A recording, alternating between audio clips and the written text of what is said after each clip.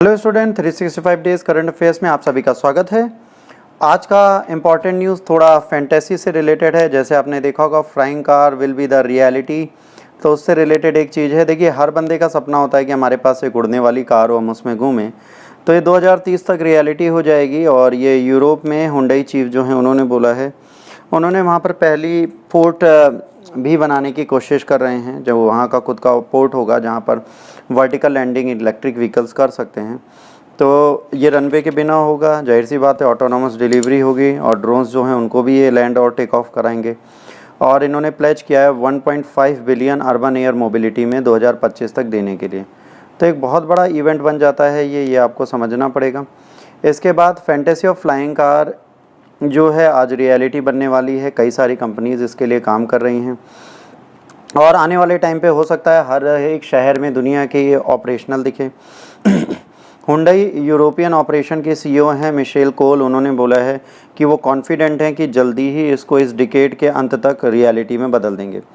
Future में innovation ज़रूरी है, मोबिलिटी सॉल्यूशन एक चाहिए। अब जाहिर सी बात है, जैसे आप देखेंगे ट्रैफिक एंड ऑल जो होता है उससे बचने का सबसे अच्छा तरीका है। हुंडई ने बोला है कि ये जो करेंगे बैटरी रन होगा, इलेक्ट्रिक व्हीकल ट्रांसपोर्ट करेगा 5 से 6 पीपल को, और जो कंजेस्टेड अर्बन सेंटर से वहाँ से एयरपोर्ट तक। तो कोल ये मानते हैं कि ये फ्लाइंग कार जो है ये जाहिर सी बात है कंजेशन कम करेगा। भाई ट्रैफिक लोड जब कम होगा और कार्बन इमिशन को भी कम करेगा, क्योंकि क्या है ये इलेक्ट्रिक व्हीकल है जो बैटरी रन है। इसके बाद इन्होंने कहा कि ये एक अपॉर्चुनिटी है फ्यूचर में जो कंजेस्टेड सिटीज़ है वहाँ के लिए, और इंट्रा सिटीज़ मोबिलिटी के लिए भी एक बहुत बड़ा ऑप्शन ये बन जाएगा। फ्यूचर जो है इसका ऑटोमेकर का यही है, तो इन्होंने प्लान किया है कि 1.5 बिलियन हम इस पे रिसर्च में डालेंगे अर्बन एयर मोबिलिटी पे, ताकि चीज़ें अच्छी हों। इसके बाद अर्बन मोबिलिटी डिवीज़न जो है वो जॉन सिन हैं उनके द्वारा है, और ये पहले नासा के एक इंजीनियर थे। हुंडई ने फ्लाइंग कार कॉन्सेप्ट जो है consumer electronic show Las Vegas में हुआ था जैन 2020, उसमें SA1 इलेक्ट्रिक प्लेन दिखाया था, है ना, जो प्लेटफॉर्म है ऊबर उसके साथ मिलके।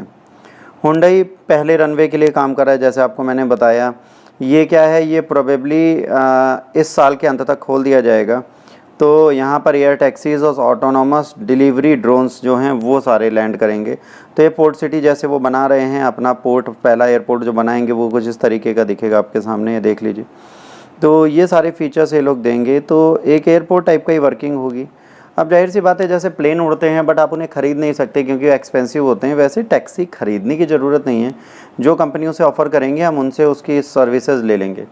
अब कुछ इंपॉर्टेंट थिंग्स जो आपके ड्रीम कार को सक्सेसफुल बनाती है, जैसे देखिए BMW ने अपनी कार दे रखी है, ठीक है, इसमें BMW का इंजन है और ये बिल्कुल कार जैसे फीचर्स भी रखती है, तो ये भी उड़ने वाला काम करेगी। उसके बाद US में और भी कई कंपनीज हैं, जैसे ऊबर एलिवेट टैक्सी सर्विस थी, उसकी जो विज़न है वो दिखाया गया है।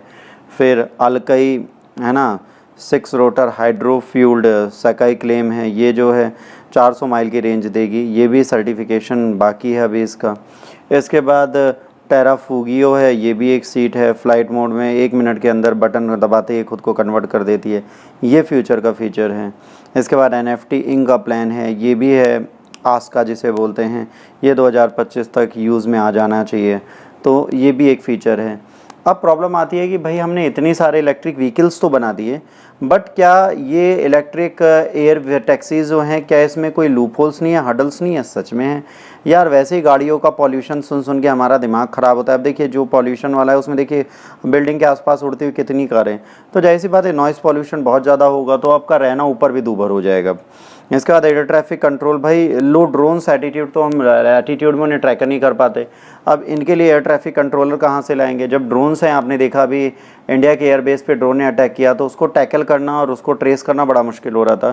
तो लो एल्टीट्यूड पैसेंजर फ़्लाइट्स बहुत बड़ा इशू हमारे लिए है, और ऊँची ऊँची बिल्डिंग हैं, सब कुछ है, और कभी लड़ सकती हैं, एक्सीडेंट प्रोन एरिया हो सकता है, फ्लाइंग मिस्टेक हो सकती हैं, मैकेनिकल इंजीनियरिंग फेल हो सकती है, तो एक्सीडेंटल चांसेस भी बढ़ जाएंगे। तो भाई एयर ट्रैफिक कंट्रोल भी करना पड़ेगा जब several car will be flying. सबसे बड़ी बात है जिसकी कैपेबिलिटीज़ 1 या 2 लोगों को बैठाने की, उसका प्राइस टैग बहुत हाई है, और ये भी बहुत बड़ा इशू होगा। भाई 2.5 से 3 करोड़ रुपए कोई भी नहीं पे कर सकता, ये एक हकीकत है। इसके बाद PAL5 इंडिया की पहली फ्लाइंग कार होगी। तो PLA5 कहाँ की कंपनी है, आपको ये समझना होगा। PLA5 जो है ये बेटा नीदरलैंड की कंपनी है, इसने गुजरात में MOU साइन कर चुकी है, और 2-3 साल में ये रियलिटी में कन्वर्ट कर देगी इसको। और जाहिर सी बात है 180 किलोमीटर हवा में और 160 किलोमीटर प्रति घंटे की रफ्तार से ये रोड पर चल सकती है गाड़ी। तो इसके बारे में है। और जाहिर सी बात है ये और भी चीज़ें कर रहे हैं, इनके कमर्शियल पोर्ट हैं कंपनी के जो एक्सपोर्ट कर सकते हैं कार को यूएस से और यूरोप में भी। तो जाहिर सी बात है इंडिया का फ्यूचर यही कार है। अब इसका प्राइस टैग क्या होगा भाई, पहला क्वेश्चन पूछा गया क्यों इन्होंने गुजरात को चूज़ किया। तो उन्होंने कहा भाई यहाँ पे वर्ल्ड स्टैंडर्ड मार्केट है, बहुत अच्छी चीज़ें बना रखी हैं, स्टैंडर्ड रोड इंफ्रास्ट्रक्चर है।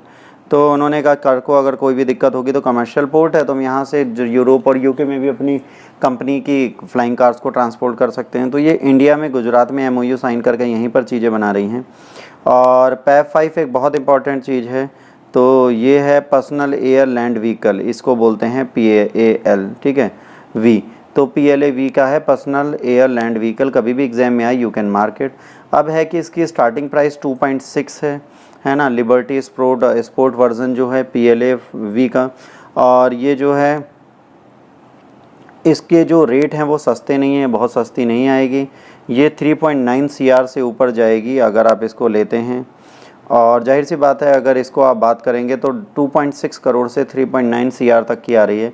और इसकी बुकिंग के लिए आपको मिनिमम जो है डिपॉजिट करना है 6.6 लाख। तो जाहिर सी बात है एक बड़ा इशू होगा। और जाहिर सी बात है अगर इसका सबसे ऊपर वाला पोर्शन लेते हैं तो 6.5 लाख आपको देना पड़ेगा। और आप इसके बारे में डिटेल्स में वेबसाइट में जान सकते हैं, ऐसा कुछ भी नहीं आप नहीं जान सकते। पर्सनल एयर लैंड व्हीकल जो है ये इंडिया में भी आएगा, बट जाहिर सी बात है जहाँ इंफ्रास्ट्रक्चर अच्छा है वहाँ तो काम कर जाएगा, बट जहाँ इनको लैंडिंग स्पेस ही नहीं मिलेगा, ओवर कंजेशन, जैसे रोड पे नहीं लैंड कर सकते। अब इमीडिएटली आपने कहा कि चलो यहाँ से रोड पे लैंड करते, नहीं करेंगे।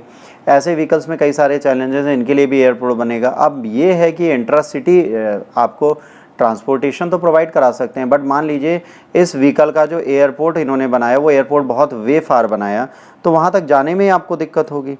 तो ये फ्यूचर है फ्लाइंग कार्स का, और इसके लिए आप इसमें और अपडेट आएंगे तो मैं आपको देता रहूँगा। आज के लिए इतना ही। अगर आपको वीडियो अच्छा लगा तो प्लीज़ लाइक शेयर और सब्सक्राइब करिए। आज इतना ही करते हैं। Till then God bless you all, take care, bye bye, जय हिंद, वंदे मातरम।